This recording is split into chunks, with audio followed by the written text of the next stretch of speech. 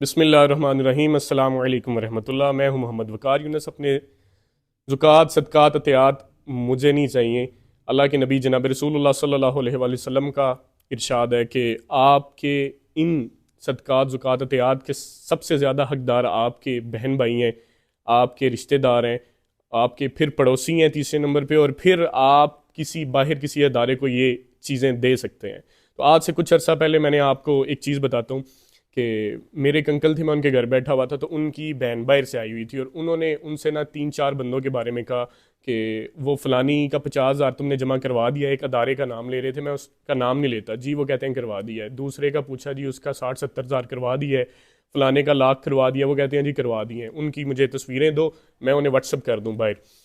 تو بتانے کا مقصد یہ کہ میرے ذہن میں ساتھ ہی آیا کہ سرکل میں ان کے ایسے بہت سے حقدار بندے تھے جن کو واقعی میں لگتا تھا ان کو اس ادارے میں دینے سے پہلے ان کو دینا چاہیے تھا۔ لیکن خیر، آپ لوگوں کے سرکل میں بہت سے ایسے لوگ ہوں گے، آپ لوگوں کو ظاہری ٹھاٹ باٹ کی وجہ سے لوگوں کو جج نہ کرے، کیونکہ اللہ کے نبی جناب رسول اللہ صلی اللہ علیہ وآلہ وسلم کے پاس ایک شخص آیا اور اس نے کہا کہ یا رسول اللہ، میرے صدقات کا سب سے زیادہ حقدار کون ہے، میں کس کو دوں؟ تو اللہ کے نبی نے فرمایا جو صبح شخص تمہیں سب سے پہلے ملے گا آپ اس کو وہ دے دینا۔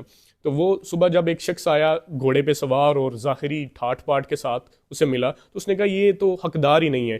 تو اس نے سارا ماجرا جا کے اللہ کے نبی جناب رسول اللہ کو سنایا، اور انہوں نے کہا کہ وہی شخص سب سے زیادہ حقدار تھا، اس کی بظاہر جو نظر آنے والی صورتحال تھی اس پہ نہیں تھا جانا چاہیے۔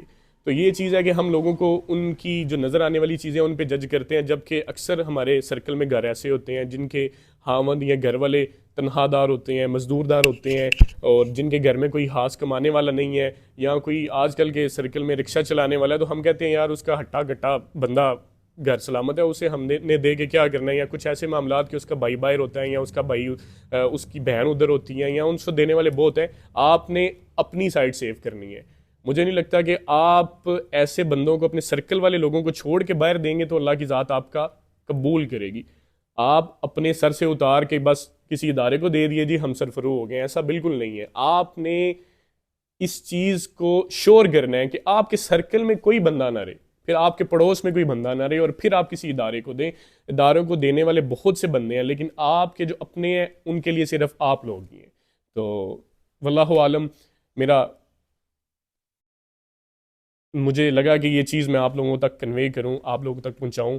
نیک مشورہ مومن کے پاس امانت ہوتا ہے، اور رمضان کی برکتوں کو لوٹنے میں کوئی کمی نہ چھوڑیے گا۔ اپنے بھائی کو بھی دعاؤں میں یاد رکھیے گا۔ جزاک اللہ۔ اللہ حافظ۔